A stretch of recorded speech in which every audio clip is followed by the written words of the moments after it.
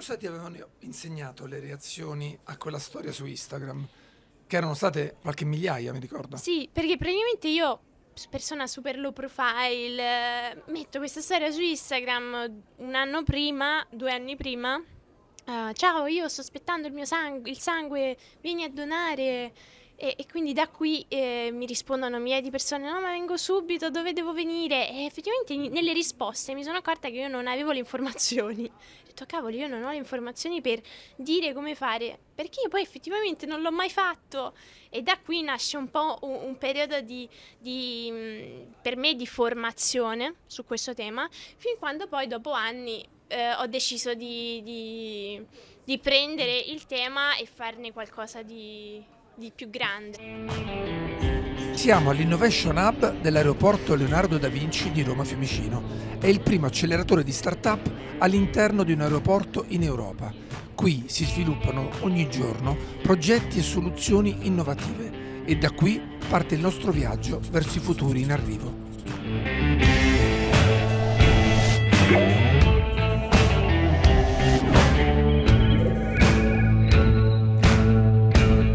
Ha fondato una startup che non vende ma dona, che non misura il successo in fatturato o in soldi, ma in sangue, il suo, quello degli altri, ma soprattutto quello che manca. A un certo punto della sua vita, a 20 anni, ha deciso che la solidarietà non poteva più aspettare e che la tecnologia ci serve davvero soltanto se può salvare delle vite umane. Benvenuta Chiara Schettino. Ben Grazie, arrivata. grazie dell'invito, molto felice di essere qui con Allora, te sei oggi. amministratrice e cofondatrice di Rosso, ne parleremo oggi. Prova a raccontarti in una frase chi sei. Eh, beh, In- si inizia semplice. Chi sono? Sono una ragazza di 24 anni a cui piace molto esplorare, dove ci sono dei problemi complessi. Quindi vengo dalla Campania, ma mi sento cittadina del mondo. E questo è un po' in una frase. più lungo di una frase, ma andava benissimo. Ti voglio chiedere, il momento di svolta della tua vita è avvenuto quando tu hai avuto una malattia importante e sei diventata paziente, aspettavi delle trasfusioni e hai capito che c'era un problema da risolvere, che le trasfusioni erano poche ed erano difficili ed erano eccetera, eccetera, eccetera, ce lo racconterai. Spesso le start-up nascono così. Forse sai che Uber è nata perché il fondatore di Uber non trovava un taxi a Parigi, o Airbnb è nata perché il fondatore a un certo punto c'era una conferenza a San Francisco, ha messo un materasso ad acqua nel suo tinello e l'ha messo online per fare dei soldi. Se no non avremmo Uber e Airbnb. Nel tuo caso è stata la malattia. Ci pensi mai all'effetto che ha avuto e che altrimenti se non avessi avuto quel problema importante non ci sarebbe stata Rosso? Sì, spessissimo.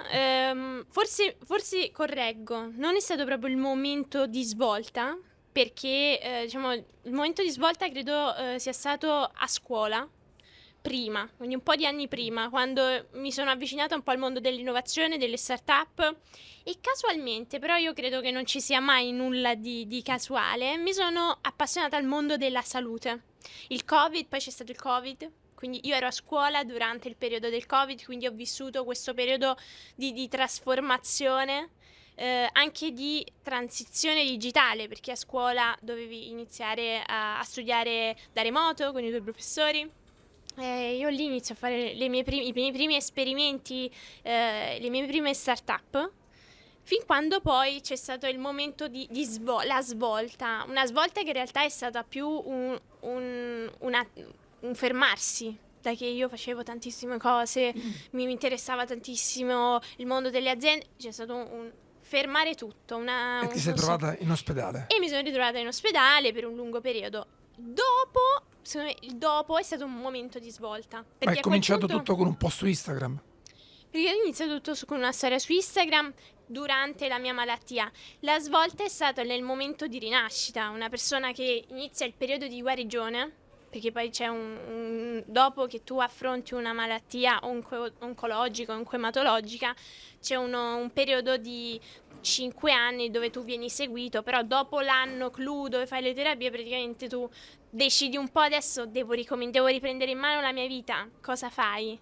Quindi io studiavo ed è lì che ho voluto riprendere in mano un problema che avevo vissuto durante E cosa ti avevano insegnato le reazioni a quella storia su Instagram? Che erano state qualche migliaia, mi ricordo. Sì, perché praticamente io, persona super low profile, metto questa storia su Instagram un anno prima, 2 anni prima. Ciao, io sto aspettando il sangue, vieni a donare. E quindi da qui mi rispondono migliaia di persone: no, ma vengo subito, dove devo venire? E effettivamente nelle risposte mi sono accorta che io non avevo le informazioni. Ho detto, cavolo, io non ho le informazioni per dire come fare, perché io poi effettivamente non l'ho mai fatto. E da qui nasce un po' un periodo per me di formazione su questo tema, fin quando poi dopo anni ho deciso di prendere il tema e farne qualcosa di più grande. Senti, mi ha colpito molto della tua storia il fatto che tu a 12 anni abbia aperto un profilo su LinkedIn. Cioè a 12 anni, detto che non si dovrebbe stare sui social, ma al massimo si sta su Instagram e TikTok. E i social sono intrattenimento o vanità. Tu vai su LinkedIn, che è una roba da manager o da start-upper, appunto. Allora, com'è che sei arrivata su LinkedIn a 12 anni? Che cosa avevi letto nella vita? Cioè, che favole leggevi? Cioè, al posto del Piccolo Principe avevi letto La ricchezza delle nazioni di Adam Smith? Cioè, qual è stata la formazione di Chiara Schettino da bambina?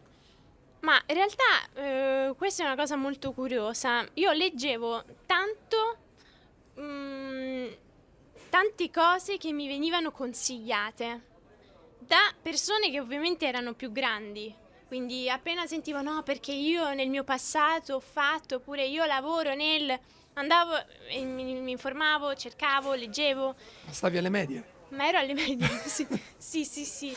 E avevo incontrato una persona che mi aveva raccontato che stava facendo una startup. E come fai a leggere, all'epoca, come facevo a leggere di questa persona? C'era LinkedIn, avevo scoperto LinkedIn, era l'unico modo per seguire questa persona. Quindi da lì, Forse eri anche l'utente più giovane al mondo su forse LinkedIn, ero. probabilmente in quel momento. Però è Sì, chiaro che tu in tutto il tuo percorso di liceo, tu hai fatto, sei di Avellino, hai sì, fatto le scuole lì sì, anche, sì, diciamo, perfetto. In tutto il tuo percorso di scuola hai fatto attività in quel mondo delle start-up che in quel momento era molto attivo, era anche sì, molto di moda, no? sì, Sei andato un paio di volte in Silicon Valley, sei partecipato a un progetto del Ministero che si chiama sì. Scuola Futura, eri molto attiva anche, tu hai raccontato alcune piccole attività di impresa. Poi decidi di fare rosso, è più o meno 20 anni. Allora, 20 anni è l'età a cui Zuckerberg ha fatto Facebook, è più o meno l'età a cui Larry Page e Sergey Brin hanno fatto Google. Quindi, diciamo, se sei in Silicon Valley i 20 anni vanno bene. Se sei in Italia e hai 20 anni e vuoi fare un'impresa, quanto è più difficile? E chi ti ha convinto che ce la potevi fare? Oppure sei partita senza pensare proprio al problema di fallire? Allora è vero, in Italia è più difficile.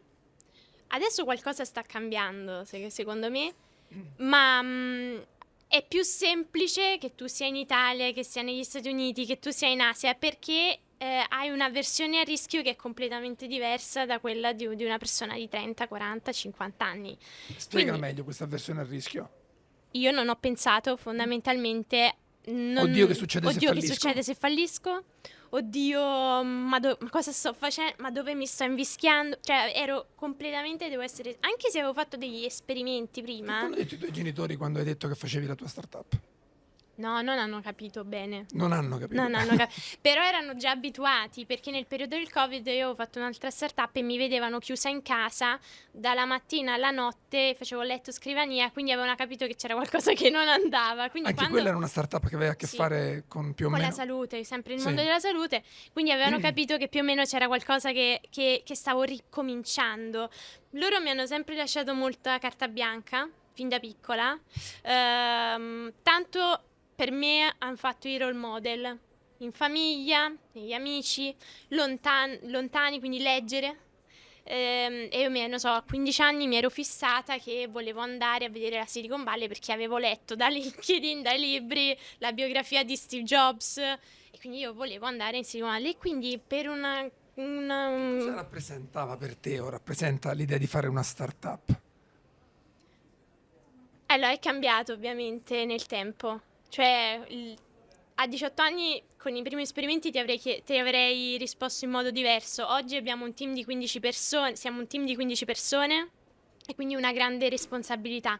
Quindi oltre alla visione che portiamo avanti, agli obiettivi, c'è anche tutto un tema di responsabilità delle persone che credono con te in quello che stai facendo, quindi che lavorano e chi ovviamente sono quelli che sono gli stakeholder che magari sono beneficiati da quello che stai facendo. Quindi oggi sicuramente per me le prime parole che mi vengono in mente sono responsabilità, innovazione, punto di rottura, cambiamento, perché Certo, l'innovazione alla è fine quello. è quello. Forse a 18 anni ti avrei detto visione, coinvolgimento, sfida, e anche ora è una sfida, però è una sfida diversa perché era una sfida più inconsapevole. Oggi alla fine fare startup e fare impresa. Sono due Sì. sono due Sì, parole ma è diverse, diverso però come sai il ruolo di manager dal ruolo del founder, del fondatore della startup. C'è una sì. percentuale di rischio molto più importante, C'è una anche di percentuale di ambizione, no? rischio molto più importante, anche di ambizione, però bisogna tener conto che sono due facce di una stessa Sì, sì. medaglia, ecco. Senti, hai parlato del tuo team. Tu sei in realtà un co-founder, un cofondatore, che l'hai trovato che sta ancora sui banchi di scuola, perché ha fatto la maturità quest'anno. E come l'hai portato a bordo? Com'è andata? Allora, io avevo Filippo? Filippo Toni, io avevo un'associazione, durante sempre gli anni del liceo avevo creato un'associazione insieme ad altri ragazzi che facevamo orientamento ai ragazzi delle scuole superiori, che in realtà erano dei coetanei. E ad oggi l'organizzazione va avanti e sempre durante gli anni di voglio fare rosso, bisogna fare qualcosa per azzerare le carenze di sangue, c'è un evento, io ci vado, incontro questo ragazzo che stava partecipando ad un hackathon e in 6 ore aveva fatto un'app fighissima. Ha detto no vabbè, ma non è possibile, ma come hai fatto? E lui un Gli po'... hackathon, diciamolo per chi non... adesso sono un po' meno di moda, ma sono delle maratone in cui degli sviluppatori sviluppano del codice per risolvere un Esatto, problema come un'app, diciamola male, più o meno esattamente. quello. E io gli parlo, gli chiedo, lo intervisto praticamente come tu stai facendo con me adesso, e lui in maniera molto scontrosa mi risponde, dice sì, l'ho fatta io, sì, l'ho fatta con queste persone, sì, ma come dire, ma tu chi Che vuoi, ma chi vuoi? sei, Sì. ma chi sei? E dopo un po' di tempo scopro sempre durante la chiacchierata il suo background, quindi che lui già aveva avuto esperienze nel mondo dell'impresa, fondamentalmente delle Cioè lui a startup, 15 anni già aveva fatto delle startup. sì. Soprattutto lui veniva dal mondo dell'hard e del software, quindi aveva questo background nel mondo della tecnologia. Fin quando gli dico: Senti, ma io sto facendo questa cosa, vorrei iniziare a lavorare, sto cercando di ridurre questo problema, che è un problema globale, ma in realtà, innanzitutto in Italia, non è che mi aggiusteresti questa cosa di un codice che si è rotta. E hai un po' di giorni, un po' di tempo. Ma no, mentre mangiamo la pizza faccio tutto io. In pizzeria. In pizzeria? Ma neanche in pizzeria, eravamo a Monti, quindi su dei tavolini anche un po' sbilenchi. E fatto! E dico, com'è possibile? Eh sì, l'ho riprogrammato. Faccio, grazie, tipo, grazie mille. Giorni dopo iniziamo a parlare, ciao, no ma mi era venuta in mente questa idea, non so se magari la vuoi implementare. Grazie, gentilissimo. Ciao Filippo, ma non è che... E quindi alla fine abbiamo iniziato a lavorare così, in maniera molto E alla naturale. fine è diventato il tuo socio. E alla fine è diventato il mio Oggi siete una co-founder. quindicina. E come l'hai scelte le persone? Ci sono fondamentalmente due metodi molto diversi, no? Uno è il metodo, la banalizzo Garibaldi, che per scegliere i 1000 sceglie i più motivati a fare un'impresa impossibile, fondamentalmente. L'altro è il metodo Apollo 11, quando la NASA deve scegliere quelli che devono andare sulla Luna, sceglie i più esperti e anche quelli più stabili, no? Perché comunque un'impresa che richiedeva tanto stress. Tu più modello Garibaldi o più modello Apollo per il tuo team? Un'intersezione.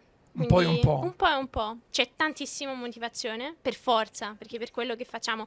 Ognuno è legato un po' al tema della donazione, quindi Cioè c'è una partner. motivazione Sì, c'è una personale. missione, sì, assolutamente. E che è anche un tema di attraction, rispetto a quando Cioè, apriamo una posizione. ci devi credere per Vediamo proprio che anche molte persone che si candidano nelle nostre posizioni hanno una vicinanza, un passato con questo tema. E poi le competenze, che per noi sono fondamentali. Noi siamo una Certo. società che comunque Di tecnologia. di tecnologia, quindi per noi sono importantissime le hard skill.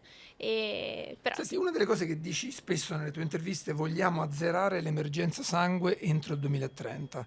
Allora, io mi sono chiesto perché hai scelto proprio il 2030? Ci sono gli obiettivi delle Nazioni Unite sul 2030 perché suonava bene, o proprio ci sono degli studi che avete fatto che dicono che ci si può arrivare per il 2030? E cosa deve succedere esattamente da qui al 2030 per azzerare l'emergenza sangue? Allora, entro il 2030, perché oggi in Italia i donatori sono 1.700.000 circa, e l'età media è molto alta, siamo sui più di 46 anni. Quindi la maggior parte... I giovani non I giovani donano. non donano, la maggior parte dei donatori hanno più di... quelli importanti per il paese hanno più di 55 anni, e quindi quello che noi vogliamo fare è coinvolgere tutte quelle persone che oggi non hanno mai donato, ragazzi sotto i 35 anni, anche sotto i 45, perché su questo molti dicono: ah no, ma allora sono troppo vecchio, dimmi, mi stai escludendo? No, no, vanno bene tutti. assolutamente no. Però noi crediamo assolutamente di farlo entro quell'anno, o comunque a cavallo di quegli anni in Italia, ma chissà dove ci porterà il vento. Dicevo prima che è un problema globale. L'obiettivo è arrivare a quanti donatori, quindi? Almeno 1 milione di donatori nei prossimi 5 anni. E con quello avremmo risolto. Quello sì, con Avremmo quello risolto. avremmo risolto. Ovviamente non è Senti, solo un tema di numeri, ma anche di quanti, ricorrenza. ricorrenze e Sì. tutto il resto. Senti, tu scommetti con questa startup sul lato migliore delle persone, cioè il fatto che uno voglia donare, no? E ne vedi tante di persone generose in giro in questo momento? Cioè, si parla sempre che viviamo in un mondo difficile, i social sono pieni di cattiveria o di egoismo. Tu vedi tutta questa generosità in giro su cui basare la tua startup? Sì, Dove? non è solo una questione di solidarietà. La donazione del sangue e del plasma non è solo una questione di solidarietà, ma perché quando tu doni fai anche, ad esempio, delle cose per te stesso. Per esempio? In termini di prevenzione, è un modo per tenerti in maniera frequente controllato, ti senti meglio anche psicologicamente, perché sei Dopo che hai sei donato più che fiero di te sì. stesso, no? Ti senti grata, dici: ah, vedi. Quindi sicuramente ci sono queste due sfere che si agganciano alla solidarietà, ma lo fai anche un po' in maniera quasi egoistica, autoreferenziale, no? Ma poi c'è anche il tema della solidarietà. La Gen Z, nello Certo. specifico, notiamo che è una generazione che, quando è consapevole dei rischi, delle criticità della comunità o comunque della collettività, si butta subito a dire: ok, ma io quindi cosa posso fare? Anzi, quasi non se lo chiede. Rispetto forse a una generazione precedente, non si chiede cosa posso fare per te, ma spesso lo fa direttamente.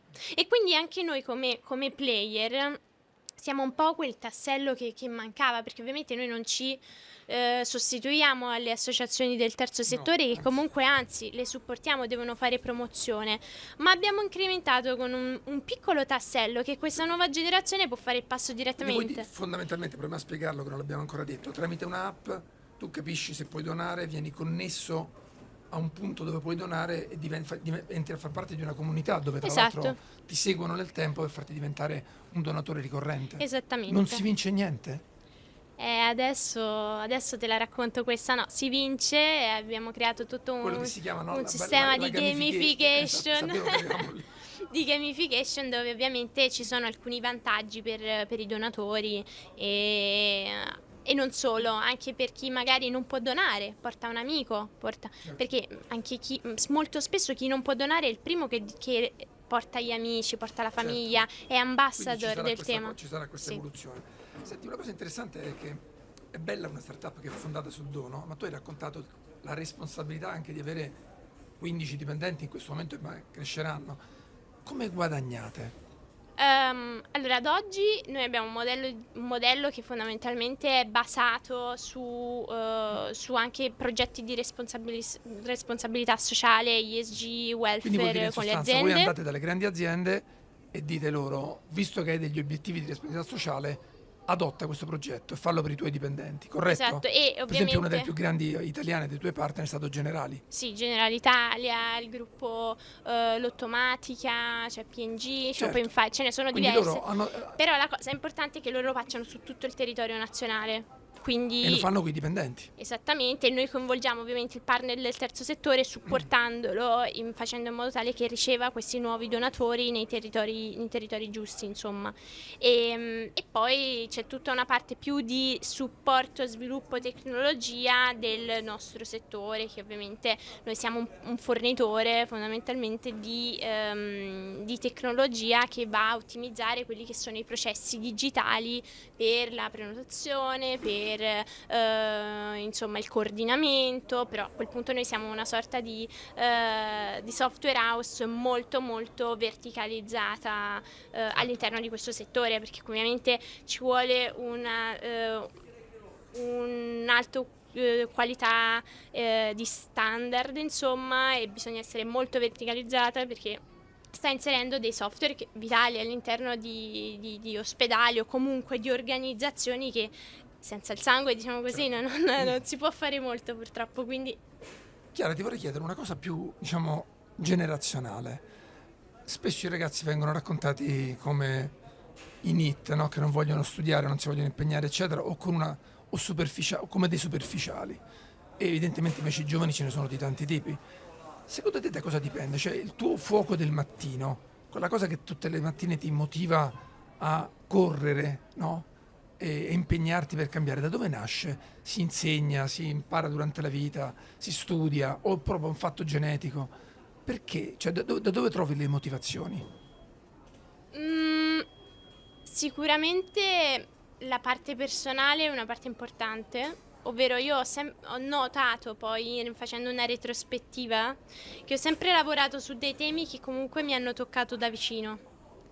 Ma sicuramente, ripeto, già prima questo è un concetto a cui tengo molto, la consapevolezza di una cosa che cioè non sta andando o non andrà bene e c'è un modo, cioè si può trovare un modo per risolverlo e magari io o una persona che conosco o insieme a delle persone posso fare qualcosa per migliorarlo o per cambiarlo, è un po' quello che mi ha sempre spinto a fare di più, insomma, o comunque a svegliarmi la mattina e dire ok, mi sveglio e oggi lavoro per, nel nostro caso, ridurre le carenze, aumentare il numero di giovani donatori.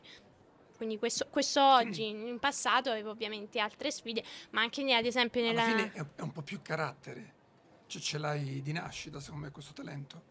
Secondo O me, lo secondo me si talento allena. si allena, Secondo me sì.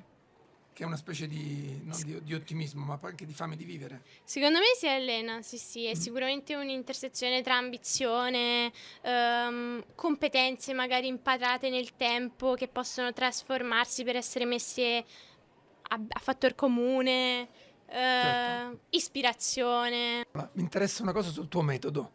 Rileggendo le tue interviste ho capito che una delle chiavi del tuo metodo è stalkerare i tuoi interlocutori. Che cosa vuol dire? Come li hai stalkerati? I miei interlocutori, di quali Ma per interlocutori esempio parli? le aziende che ti devono sostenere nei tuoi progetti. Ma in realtà forse con loro è Cioè vuol stato... dire non mollare quando ti dicono un no, un ni. Allora, Cioè insistere. quello sempre. La fortuna forse con quei tipi di interlocutori è stata proprio non far sì che creare un progetto che fosse coerente rispetto a quelli che sono i bisogni di oggi. Rispetto a stalkerare, più che altro mm, andare dritti senza tornare indietro su quello che si sta facendo, nel senso lavorare su un progetto del genere, lavorare ad una startup, spesso dici cavoli basta, non ne posso più, abbiamo sbagliato tutto, facciamo qualche altra cosa, facciamo un pivot, ricominciamo da capo e forse è più andare a stalkerare te stesso a stalkerare te stesso verso quella che è un obiettivo, ma più che altro è la motivazione, cioè devi stalkerare la tua motivazione quasi. Continuare a spingere Sì, perché e sfidarti anche. è molto sfidante, farlo già da giovani è difficile. impari tante cose sulla tua pelle, non hai esperienze il first time founder è un po' questa anche la sfida aggiuntiva, magari soprattutto su un tema dove magari pochi hanno fatto innovazione o comunque non si innova da tanto, hai bisogno di essere molto resiliente rispetto alle difficoltà. Allora, siamo in un aeroporto, non so, immagino tu viaggi molto tra treni e aerei. Ho immaginato un questionario che è come quando devi entrare, non so, negli Stati Uniti e ti fanno 10 domande prima di darti il visto. Sono 10 domande, possono avere anche una risposta telegrafica. La prima è un classico dei film di fantascienza. Pillola rossa o pillola blu? Cioè è meglio la pillola blu che rappresenta l'ignoranza e il conforto di una realtà illusoria, oppure quella rossa che è la verità scomoda, dolorosa ma consapevole? Che prendi? La rossa? Che pesante però. Che però è pesante, cioè a volte chiedo ma non potevo prendere la blu? Senti, prendi un oggetto del passato e te lo porti nel futuro, quale? Un progetto, Un un oggetto. oggetto del passato. Allora, sicuramente ci sono un po' di libri che forse ma per rileggerli più che Un libro altro. va benissimo. Tipo quale? Tipo quello che ti dicevo, tipo la biografia di Steve Jobs che ne parlavo prima. Quella Ecco, forse monumentale di Saxon. sì, sì, è un po' un mainstream. Però, Però se fai l'imprenditore, magari per la prima volta, e te lo rileggi tante volte, secondo me riesci a cogliere delle sfaccettature molto diverse nei stessi capitoli che ti aiutano. senti, Sì. un'invenzione che non esiste ma che ti farebbe un sacco comodo. Ah, un sacco. Una. Allora, sicuramente mm, qualcosa tipo ali, Le ali. le ali. Senti, 24 ore senza tecnologia, che cosa fai? Ah, per me è terribile. Terribile? Sì. Sul serio? Non ci potresti stare? Non stacchi mai? Sempre online? Mamma mia. Lo so. Senti, hai parlato di sviluppatori, puoi modificare una riga del codice della realtà in cui viviamo, che cosa cambi? Eh, allora, mentre mi chiedevi questa cosa, mi è venuto un flash nella mente di quando ero purtroppo in ospedale. Perché ovviamente io ho vissuto in un reparto incoematologico infantile e ci sono mille problemi nel mondo, quindi ora non voglio andare a dire.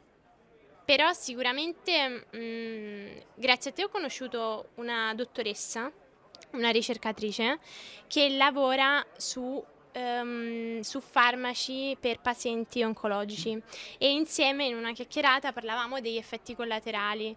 Quindi sicuramente un maggiore sicuramente supporto rispetto a tutte quelle e tanta ovviamente supporto al paziente infantile, ma soprattutto ricerca su dei farmaci che ovviamente purtroppo ancora non esistono per malati oncologici e soprattutto con un'attenzione sugli effetti collaterali che sono davvero duri. Parliamo di Irene Guerriero, che è dell'Istituto Italiano di Tecnologia di Genova, che abbiamo intervistato qualche tempo fa. Senti, una volta io ho detto che il pessimista è un ottimista che non ce l'ha fatta.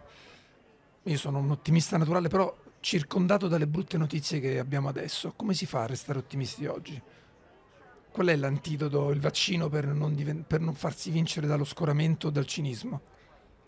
Il mio Il tuo, fare. il tuo. Il mio è fare, cioè avere un obiettivo. Io mi sono fissata il mio obiettivo per riuscire a cambiare una linea di codice in quello su cui sto lavorando. E quindi sicuramente lavorare su qualcosa, avendo una visione di insieme di tutto quello che sta succedendo, però non lasciarsi andare al far nulla. È una Me- cosa che devo dire la verità, è una cosa che mi spaventa moltissimo, Insomma, a lasciarmi andare al cinismo che ascoltando un po' tutte quelle che sono le informazioni, veniamo bombardati da informazioni terribili, sono terrificanti ogni giorno, quindi sicuramente non lasciarmi andare e fare qualcosa per andare a migliorare un pezzettino in un'altra cosa che ho notato, comunque che voglio approfondire, che voglio cambiare, che voglio innovare. Senti, meglio Steve Jobs o Leonardo da Vinci? Oppure chi è davvero il più grande innovatore di tutti i tempi, secondo te? Quello che più ha cambiato il mondo? Ma secondo me Leonardo da Vinci. Perché Leonardo da Vinci? In realtà sto pensando a delle innovazioni che secondo me, più che andare a parlare di Leonardo da Vinci o di Steve Jobs, innovazioni che hanno cambiato per me il mondo, però forse sì, direi Leonardo da Vinci. Senti, per andare nel futuro, una volta Alessandro Baricco ha detto bisogna lasciare andare le cose del passato. Qual è la cosa del passato che tu leveresti dal tuo zaino prima di partire? Nulla, Davvero? Ti porti dietro tutto? tutto, Perché tutto ti è servito? sì. Hai preso un biglietto per il tuo posto dei sogni. Dove sei arrivata? Io purtroppo in tante cose che in questi ultimi anni ho concentrato non ho viaggiato tantissimo o comunque ho viaggiato in tanti posti che magari dove ero già stata e quindi sicuramente forse farei un giretto in Asia e anche nel continente africano. Grande l'Asia, scegli un posto. In Asia andrei in Vietnam perché mi affascina molto. E poi invece faccio una scelta diversa. Io vorrei tanto andare a Singapore perché ovviamente loro sono dei grandi dal punto di vista degli esempi sui temi di sanità. Sì. E quindi mi piacerebbe. Nell'innovazione in genere. Sì, nell'innovazione in generale, ma nell'innovazione sanitaria stanno facendo tanto. E quindi mi piacerebbe molto andare a fare un viaggio di ispirazione. E che cosa ci sta nel tuo bagaglio a mano quando parti? Che cosa non può mancare? Allora, ti ho portato un libro, Vai. che è un libro di mio nonno. Mio nonno è stato un prefetto, ma al di là della carica istituzionale è stata proprio una persona che per me è stata di grande ispirazione. Io ho passato i miei giorni da piccola a casa del nonno, che era una persona che si batteva tanto per dei temi sociali in cui lui credeva, ma dove vedeva un problema molto molto vedeva un problema che affliggeva un pezzo di popolazione o delle persone, insomma. Lui ci andava e grazie ovviamente anche alla sua carica istituzionale certo. o comunque al suo lavoro faceva di tutto per andare a risolverlo. Veniva chiamato anche il prefetto gentiluomo. Beh, carino. E quindi ha questa reputazione che anche io ad oggi, cioè, è di ispirazione anche da questo punto di vista. La gentilezza. La gentilezza è quello che le persone poi oggi ricordano di lui. Dimmi che cosa hai imparato esattamente da nonno, cioè un insegnamento. Sicuramente agire nel momento in cui c'è qualcosa che noti che puoi cambiare o che vuoi cambiare, facendolo ovviamente nel rispetto di tutti e con un pizzico di ambizione, forse più di un pizzico, di gentilezza e ma anche tanto carattere nel farlo, determinazione, perché comunque anche le cose che lui ha fatto non sono stati semplici. Senti Chiara, direi che questo visto per farti partire te lo diamo. L'ultima domanda è: che cosa vorresti che dicessero di te? Per me la reputazione è molto importante. Quindi una cosa che mi ha fatto molto male anche quando appunto ho iniziato a fare rosso è che si associava rosso alla mia malattia. Quindi ma lei la ragazza che ha avuto la malattia ha iniziato a fare. E per me è stata una cosa devastante. Io per 6 mesi ho tolto i social, ho continuato a lavorare, però. Perché ti dava così fastidio? Perché mi dava fastidio che mi ero creata da sola quasi una reputazione che però non era a me, insomma, non mi piaceva, perché poi il vero motivo per cui ho iniziato a fare questa cosa non lo era, non era la malattia in sé. Quindi è una cosa che mi ha dato mi ha fatto tanto penare. Ehm, Sicuramente qualcuno che ha cambiato una cosa importante e che nel nostro caso mi auguro di salvare, grazie al nostro sistema, tantissime altre vite, ridurre il tempo di attesa dei pazienti riceventi. È una persona gentile. Sì, lo sei molto. Sì, Grazie, va bene così. Grazie, Chiara. grazie. Grazie. Grazie per aver viaggiato con noi. Io sono Riccardo Luna e questo era Fly Me to the Moon, il podcast che racconta i futuri in arrivo. Alla prossima tappa.